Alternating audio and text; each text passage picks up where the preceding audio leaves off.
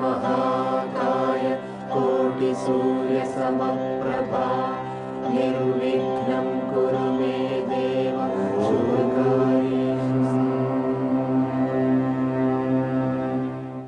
കവിയുടെ വിവക്ഷ. കവിയുടെ രചനാ ലക്ഷ്യം. കൃതി കേവലം കാവ്യമാണോ എന്നത്,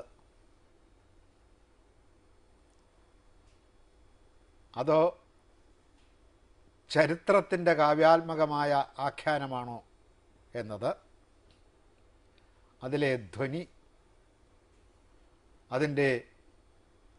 അതിൽ അന്തർഭൂതമാക്കി വച്ചിട്ടുള്ള ദർശനം,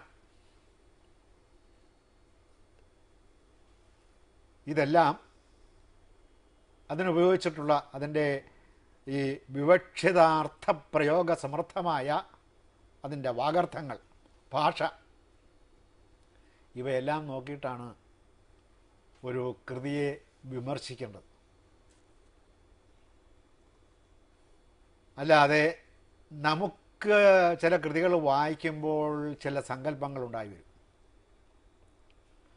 ആ സങ്കല്പങ്ങളെ വെറുതെ കയറി സാധൂകരിക്കത്തക്ക വിധത്തിൽ കൃതിയെ വ്യാഖ്യാനിച്ചാൽ അത് കവിതകൾക്ക് അത്ര പ്രശ്നമുണ്ടാക്കില്ലെങ്കിൽ തന്നെയും പ്രധാനമായ മുഖ്യമായ ലക്ഷ്യത്തോടുകൂടി എഴുതുന്ന ഇതിഹാസം പോലെയുള്ള കൃതികൾക്ക് അത്തരം വിമർശനം ഭൂഷണമായിരിക്കില്ല. പിന്നെ വെറുതെ മനുഷ്യൻ്റെ കഥ എഴുതിയിരിക്കുകയാണെന്നുള്ള ധാരണയും ശരിയല്ല.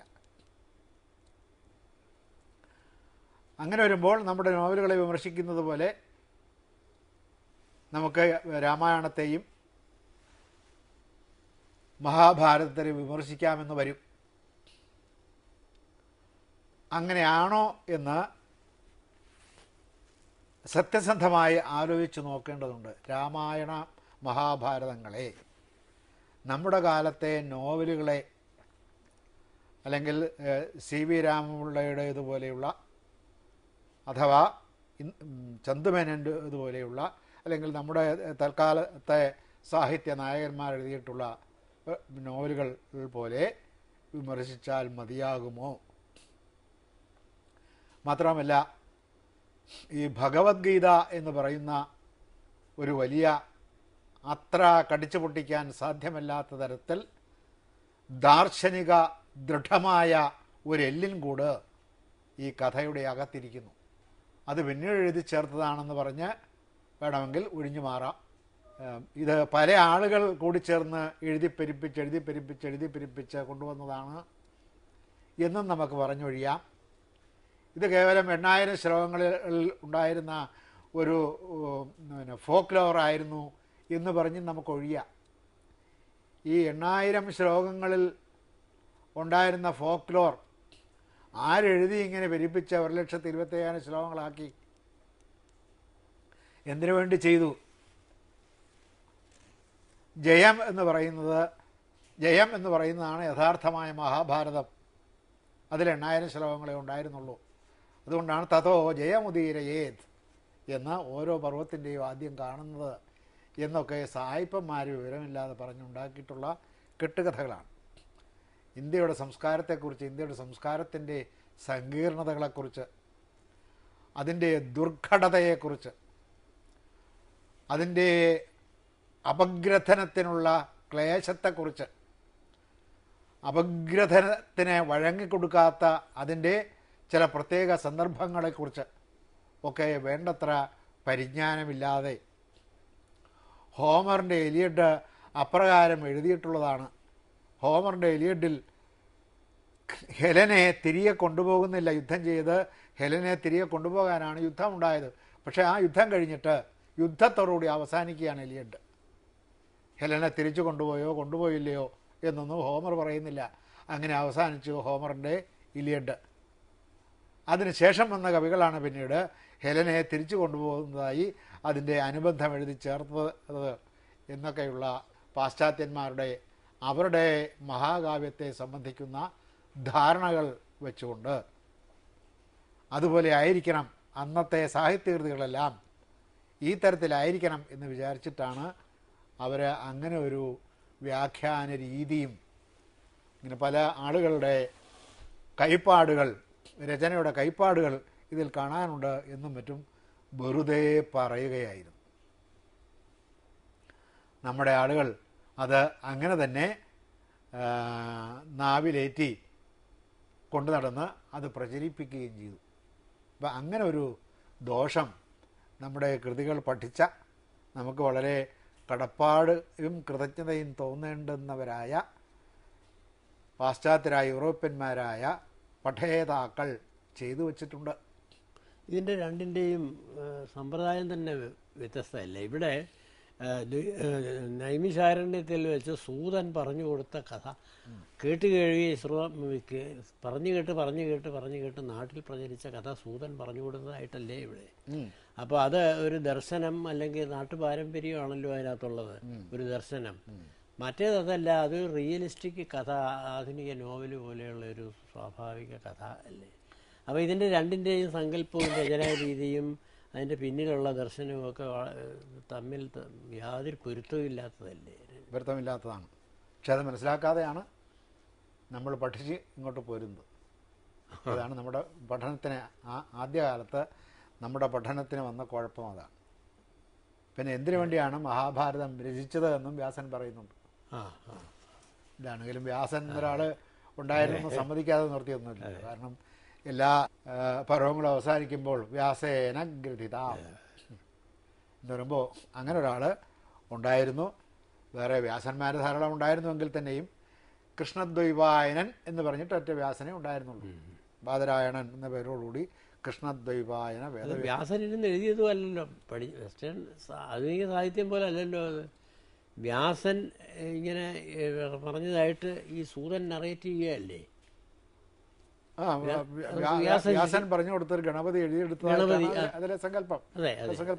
അപ്പൊ വ്യാസൻ ഉണ്ടായിരുന്നു വരുന്നല്ലോ. അതെ അതെ അതെ. പല വ്യാസന്മാരുണ്ടെന്ന് പറയുന്നത് വെറുതെ അല്ലേ? പല വ്യാസന്മാരുണ്ടെന്ന് പറയുന്നത് വെറുതെ അല്ല, പല വ്യാസന്മാരുണ്ട്. പക്ഷെ ഇതെല്ലാം 27 വ്യാസന്മാരെ കുറിച്ച് വേറെ പരാമർശങ്ങളുണ്ട്. വെറുതെ അല്ല. പക്ഷെ ഇത് എഴുതിയത് ഒറ്റ വ്യാസനാണ്. ഒറ്റ വ്യാസനാണ്. അത് കൃഷ്ണദ്വൈപായന വേദവ്യാസന. അല്ലാണ്ട് ആ പല വ്യാസന്മാരൊന്നും ഇതിൽ കൈവച്ചിട്ടില്ല. ഇപ്പൊ ഇതെല്ലാം അവരുടേതായ കൃതികളെ പറ്റി യാതൊരു പരാമർശം ഒരിടത്തും ഉണ്ടായിട്ടില്ലല്ലോ. അതുണ്ടായിട്ടില്ല. പക്ഷെ നമ്മുടെ പുരാണങ്ങളിൽ, വിഷ്ണു പുരാണത്തിൽ 27 വ്യാസന്മാരെ കുറിച്ച് പറഞ്ഞിട്ടുണ്ട്. അവരുടെ കൃതികളെ കുറിച്ചും പറഞ്ഞിട്ടുണ്ട്. കൃതികളൊന്നും കിട്ടിയിട്ടില്ല, കൃതികളെ കുറിച്ചും പറഞ്ഞിട്ടുണ്ട്.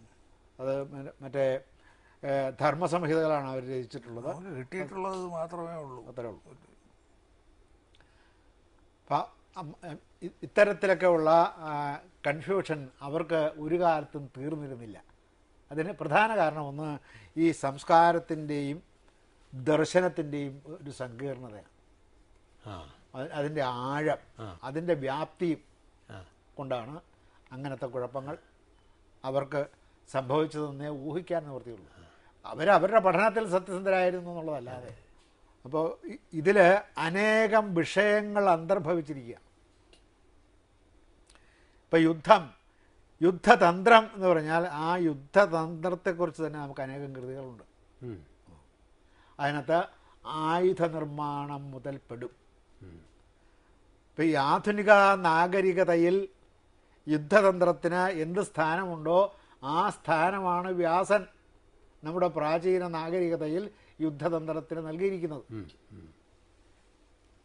അപ്പോൾ ആയുധ നിർമ്മാണം എന്ന് പറയുന്നത് വളരെ അപകടകരമായ ഒരു പ്രവണതയാണ്, അതേസമയത്ത് അനുഗ്രാഹകമായ പ്രവണതയുമാണ്. അതുകൊണ്ടാണ് ആയുധമായിട്ട് ഭഗവാൻ തന്നെ അവതരിക്കുകയായിരുന്നു എന്നാണ് അദ്ദേഹം മഹാഭാരതത്തിൽ പറയുന്ന കഥ ആയുധത്തെ സംബന്ധിച്ച്. ആയുധാനാമഹം വജ്രം എന്ന് ഭഗവാൻ അത് ഭഗവത്ഗീതയിൽ അംഗീകരിക്കുകയും ചെയ്യുന്നുണ്ട്. ആയുധങ്ങളുടെ കൂട്ടത്തിൽ ഞാൻ വജ്രായുധമാണ് എന്ന് പറയാനുള്ള കാരണം അതാണ്. ആയുധം പ്രയോഗിക്കാനുള്ളതല്ല, പക്ഷെ ആയുധം ഉണ്ടായിരിക്കണം. ആയുധമേ വേണ്ട എന്നൊരു നിലയിലേക്ക് കൊണ്ടുവരാനാണ് വ്യാസൻ ഉത്സാഹിക്കുന്നത്. അതിനാണ് അദ്ദേഹം ഈ അനുശാസന പർവ്വത്തിലെ അഹിംസാ പരമോ ധർമ്മ സദാ അഹിംസ പരം തപ അഹിംസാ പരമം സത്യം യഥോ ധർമ്മപ്രവർത്തതേ എന്ന അനുശാസന പർവ്വത്തിൻ്റെ അന്ത്യത്തിൽ അദ്ദേഹം എഴുതി വച്ചിട്ടുണ്ട്. അതിനുള്ള കാരണം ഇതാണ്, ഈ അഹിംസ എല്ലാവരും അംഗീകരിക്കുവോളം ഈ ആയുധത്തിന് സ്ഥാനമുണ്ട്. എല്ലാവരും, രണ്ട് പാർട്ടിയും. മനുഷ്യൻ്റെ സംസ്കാരത്തിൽ, മനുഷ്യൻ്റെ നാഗരികതയിൽ, മനുഷ്യൻ്റെ സാംസ്കാരിക ജീവിതത്തിൽ, മനുഷ്യൻ്റെ രാഷ്ട്ര ജീവിതത്തിൽ, മനുഷ്യൻ്റെ നൈതിക ജീവിതത്തിലൊക്കെ ഈ ആയുധത്തിന് സ്ഥാനം വരും. അപ്പോൾ ആയുധത്തിൻ്റെ സ്ഥാനം തള്ളിക്കളയാൻ സാധ്യമല്ലാത്തതുകൊണ്ടാണ് ഇത്രയും ഗംഭീരമായ ഒരു യുദ്ധവർണ്ണന മഹാഭാരതത്തിൽ വന്നു ഭവിക്കുന്നു. കൃഷ്ണൻ പ്രതിനിധാനം ചെയ്യുന്ന ഒരു ദർശനമുണ്ട്, ഫിലോസഫി ഓഫ് ലൈഫ്. അത് ഫിലോസഫി ഓഫ് ലൈഫ് എന്ന് പറയുമ്പോൾ അത് നമ്മുടെ പാശ്ചാത്യന്മാരുദ്ദേശിക്കുന്ന തരത്തിലുള്ള ഫിലോസഫിയല്ല. അത് ഫിലോസഫിയാണ്, തത്വജ്ഞാനമാണ്. തത്വജ്ഞാനം വേറെ, ദർശനം വേറെ.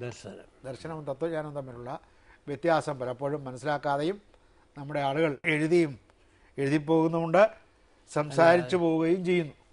ഒന്ന് ബുദ്ധിയുടെ മാത്രമല്ല, തത്വജ്ഞാനം എന്ന് പറഞ്ഞാൽ ഈ ഒരു ബുദ്ധിയുള്ള വളരെ ബുദ്ധിമാനായ ഒരാൾ നോക്കുമ്പോൾ ഈ പ്രപഞ്ചത്തിൻ്റെ വൈവിധ്യങ്ങളെല്ലാം യഥാർത്ഥത്തിലുള്ളതാണോ, യഥാർത്ഥത്തിൽ ഈ കണ്ണ് നമുക്ക് കാണിച്ചു തരുന്ന പ്രപഞ്ചമാണോ യഥാർത്ഥത്തിലുള്ള പ്രപഞ്ചം എന്നൊക്കെ ഒരാൾക്ക് തോന്നാവുന്നതേ ഉള്ളൂ.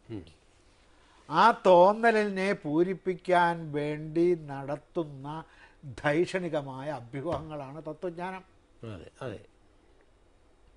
ദർശനം എന്ന് പറഞ്ഞാൽ അതല്ല, റെവലേഷൻ, വെളിപാട്. അതൊരു ജീവിതമാർഗം കണ്ടെത്തിയിട്ട് ആ ജീവിതമാർഗം ഉപദേശിച്ചു വയ്ക്കുന്നതാണ്. ആ ജീവിതമാർഗം അനുസരിച്ച് ജീവിച്ചാൽ അങ്ങനെ ജീവിക്കുന്ന വ്യക്തിക്കും കുടുംബത്തിനും ആ സമൂഹത്തിനും ആ രാഷ്ട്രത്തിനും പിന്നെ ലോകത്തിനും പിന്നെ പ്രപഞ്ചത്തിനും സുഖകരമായ ആനന്ദകരമായ സംതൃപ്തമായ ഒരു ജീവിതം നയിച്ച് ആ ജീവിതത്തെ അവസാനം ശാന്തമായി ഉപേക്ഷിക്കാൻ സാധിക്കണം. അങ്ങനെ വരുമ്പോഴേ അത് ദർശനമാകും. അതാണ് ദർശനത്തെ സംബന്ധിക്കുന്ന ഭാരതീയമായ കാഴ്ചപ്പാട്. അത് പലയിടത്തും മഹാഭാരതത്തിൽ തന്നെ പലയിടത്തും വ്യാസൻ ഉപസ്തരിച്ചിട്ടുണ്ട്.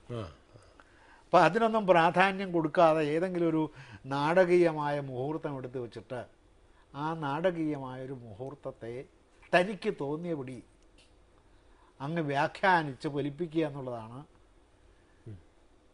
നമ്മുടെ കാലത്തെ ഈ ഭാരത പര്യടനം പോലെയുള്ള വഴിതെറ്റിപ്പോയിട്ടുണ്ട് പലയിടത്തും. ഭാരത പര്യടനം അത് മറ്റൊരു രീതിയിലാണ് അതിന് കാണാൻ. അദ്ദേഹം തന്നെ പിന്നീട് പറയുകയും ചെയ്തിട്ടുണ്ട് ചിലതൊക്കെ തെറ്റിപ്പോയി എന്ന്. അവിടെയാണ് ഇത് വരുന്നത്. പക്ഷെ ആ ധാരണ ആളുകളിൽ നിന്ന് അത് പറഞ്ഞിരിക്കുന്ന രീതിയുടെ പ്രത്യേകത ഉണ്ട്.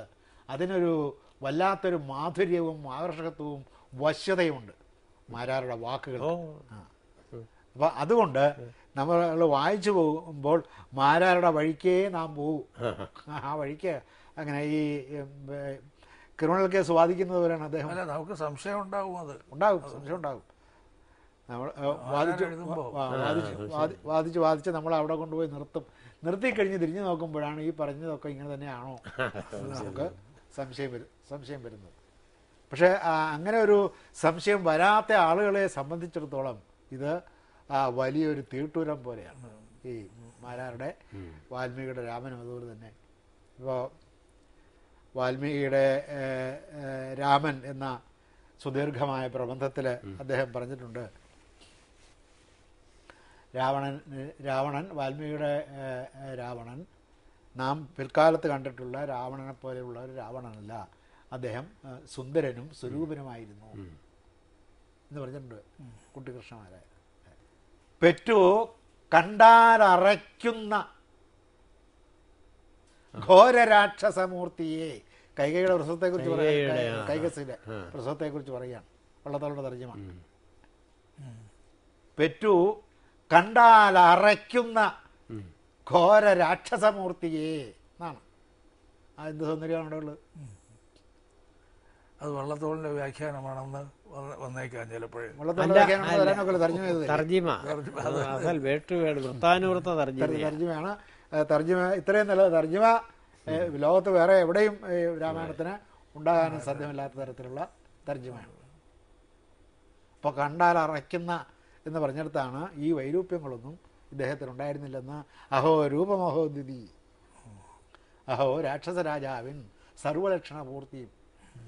രാക്ഷസരാജാവിൻ്റെ സർവലക്ഷണങ്ങളുടെയും പൂർണ്ണതയാണുള്ളത്, അല്ലാതെ സൗന്ദര്യത്തിൻ്റെ പൂർണ്ണത അല്ല. രാക്ഷസനായിരിക്കാനുള്ള മുഴുവൻ പൂർണ്ണതയും അദ്ദേഹത്തിനുണ്ടായിരുന്നു എന്നാണ്. അപ്പോൾ 10 തലയൊന്നും ഉണ്ടായിരുന്നുള്ളതാണ് ഇദ്ദേഹം വാദിച്ചു പോകുന്നത്, വളരെ വാദിച്ചു പോകുന്നത്. ഇത് ബാലകാണ്ഡത്തിൽ തന്നെ അനേകം സ്ഥലത്ത് ദശകന്ധരൻ, ദശഗ്രീവൻ, ദശാനൻ എന്നുള്ള എല്ലാം പ്രയോഗിക്കുന്നുണ്ട്.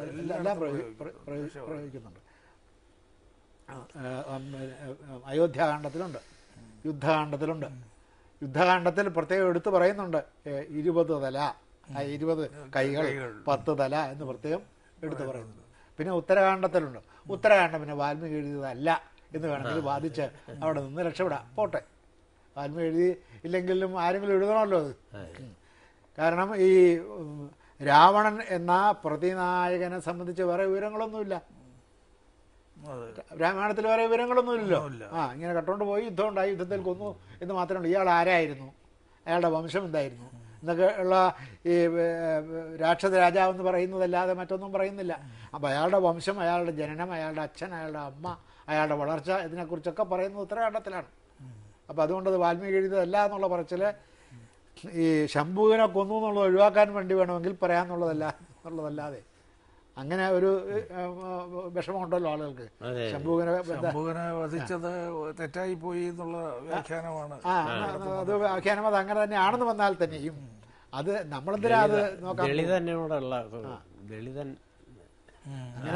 അങ്ങനെ നമുക്ക് പുതിയ വ്യാഖ്യാനം അങ്ങനെയാണ്. അങ്ങനെ അതാ ശരി, ദളിതനെ കൊന്നെങ്കിൽ ദളിതനെ കൊന്നു, അത്രയുള്ള കാര്യം. അന്നത്തെ ധർമ്മം അനുസരിച്ച് അനുഷ്ഠിക്കാൻ വയ്യാത്ത കൃത്യം അനുഷ്ഠിച്ചത് കൊണ്ടാണ് ശംഭുവിനെ കൊന്നത്. അന്നത്തെ ധർമ്മമാണ്, അതിനെപ്പറ്റി ആലോചിക്കണം നമ്മൾ. അല്ലാതെ അനുഷ്ഠിക്കുന്നതും ഒരു ഡീസൻ്റ് ആയിട്ടുള്ള രീതിയിലല്ല. വായു കൂടെ പുകയിട്ടും തല കീഴായിട്ട് നിന്നും ഒക്കെ അല്ലേ. അപ്പോൾ ഈ തപസ്സിനെ 3ആയിട്ട് തരംതിരിച്ചിട്ടുണ്ട്. ഒന്ന് സാത്വികമായ തപസ്, അതാണ് ഈ വസിഷ്ഠനും മറ്റു മുനിമാരും ഒക്കെ ചെയ്തു വരുന്നത് സാത്വികമായ തപസ്സാണ്. പിന്നെ ഒന്ന് രാജസമായ തപസ്സാണ്, പിന്നെ ഒന്ന് താമസമായ തപസ്സാണ്. താമസമായ തപസ് ചെയ്ത് ലോകത്തെ കീഴടക്കിയ ആളാണ് രാവണൻ. താമസമായ തപസ്സാണ് ശംഭുവൻ ചെയ്തിരുന്നത്. അല്ലാണ്ട് അവിടെ ഒരു ജാതി പ്രശ്നം നമ്മുടെ പിന്നീട് കൊണ്ടുവന്നു. പിൽക്കാലത്ത് വന്നിട്ടുള്ളതാണ് ജാതി പ്രശ്നം. എന്നാ ജാതി പ്രശ്നമില്ല. ഇപ്പോൾ ശബരിയെ അന്വേഷിച്ചു എന്നാണ് ശ്രീരാമൻ കാണുന്നത്. അപ്പോൾ അവിടെ ജാതിയുടെ പ്രശ്നം ഉണ്ടെങ്കിൽ പോകില്ലല്ലോ. അവിടുന്ന് ഭക്ഷണവും കഴിക്കുന്നു. കടിച്ചതിന്റെ ബാക്കി ശബരി കടിച്ചതിന്റെ ബാക്കി കഴിക്കുന്നു എന്നാ പറഞ്ഞത്. അപ്പൊ പിന്നെ അവിടെ അതുകൊണ്ട് അതൊക്കെ ഈ ആലോചനയില്ലാതെ എന്തെങ്കിലും പറയുന്നു എന്നുള്ളതല്ലാതെ ഒരു പിന്നെ പ്രപഞ്ച രഹസ്യങ്ങൾ അറിയുന്ന ഒരു ഋഷിയെ സംബന്ധിച്ചിടത്തോളം ഇപ്പോൾ താമസ തപസ്, ഇപ്പോൾ രാവണൻ സ്വന്തം തല വെട്ടിയാണ് തപസ്. അതുകൊണ്ടാണ് താമസം.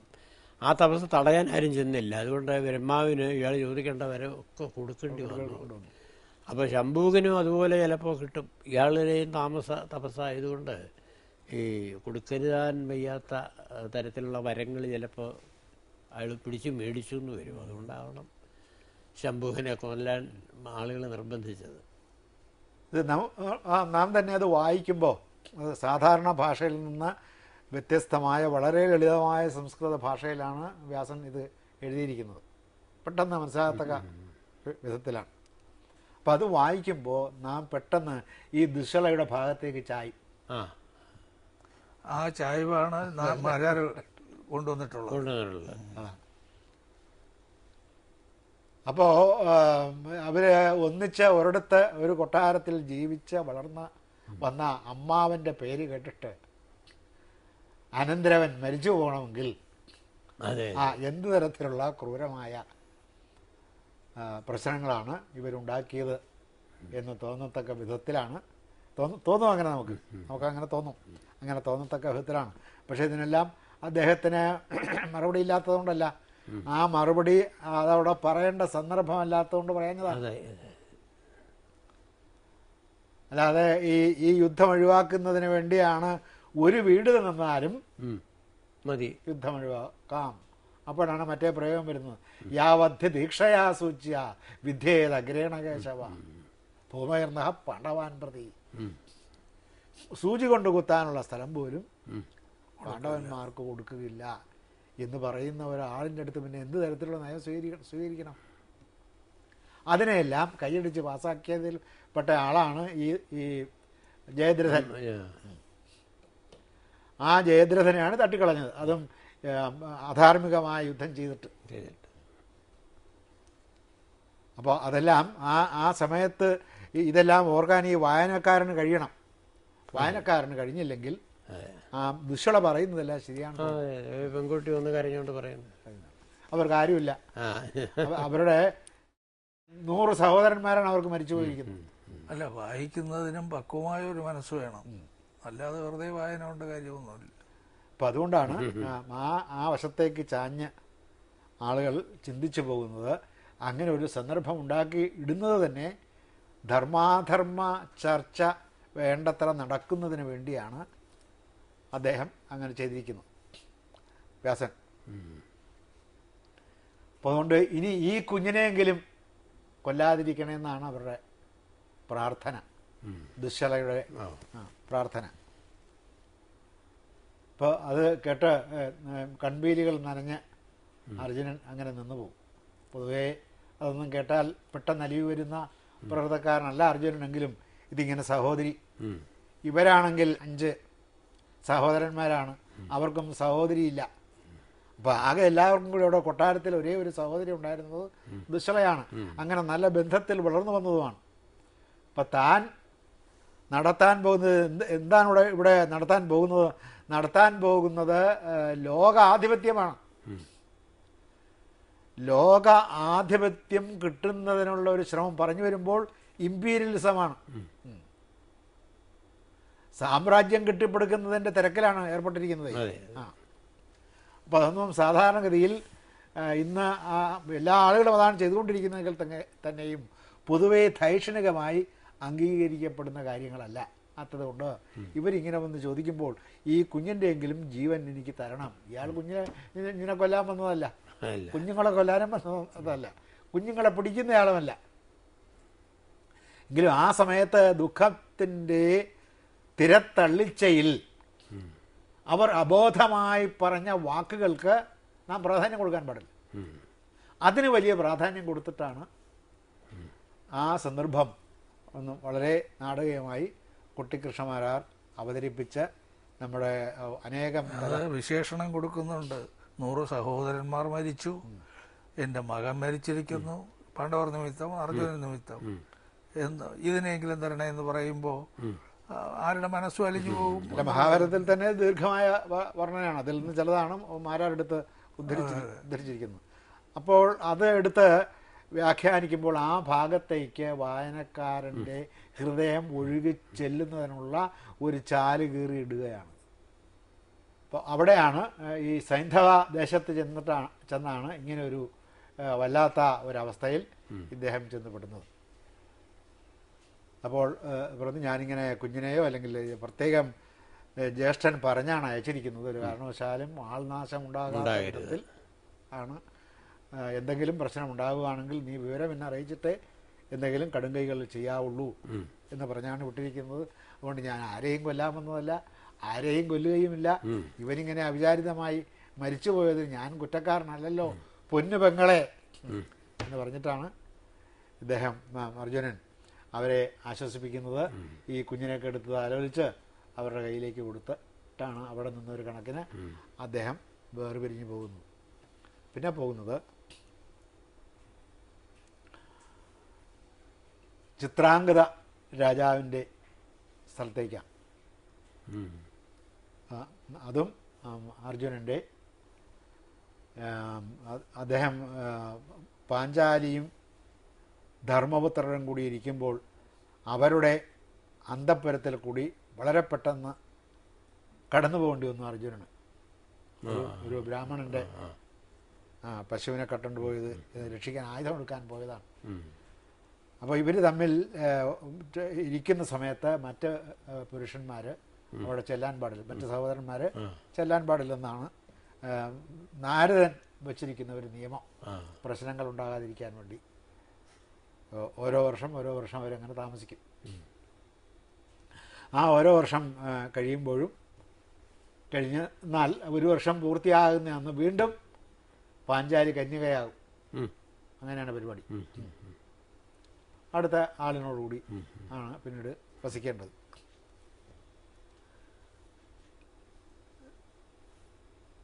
അതിൻ്റെ ഒരു പ്രായശ്ചിത്തം എന്നുള്ള നിലയിൽ ഇദ്ദേഹം ഒരു വർഷം തീർത്ഥാടനത്തിൽ ഏർപ്പെട്ടിരുന്നു. ആ തീർത്ഥാടനത്തിൽ ഏർപ്പെട്ടിരുന്ന കാലത്തുണ്ടായതാണ് ചിത്രാംഗത എന്ന് പറയുന്ന. ഇദ്ദേഹത്തെ കണ്ട് മോഹിച്ചിട്ട് അച്ഛനോട് എന്ന് പറഞ്ഞിട്ട് അച്ഛൻ വന്ന് വിവാഹം ആലോചിക്കുകയാണ്. ചിത്രാംഗത രാജാവ്, ഇവരുടെ പേര് ചിത്രാംഗത. അപ്പോൾ അതിലൊരു മകനുണ്ട്. പിന്നെ ഉലൂബി എന്ന് പറഞ്ഞിട്ടൊരു ഉലൂബി നാഗകന്യക, അവളിലും ഒരു മകനുണ്ടായിട്ടുണ്ട്. ഇതെല്ലാം ഈ തീർത്ഥാടന കാലത്ത് ഉണ്ടായിട്ടുള്ളതാണ്.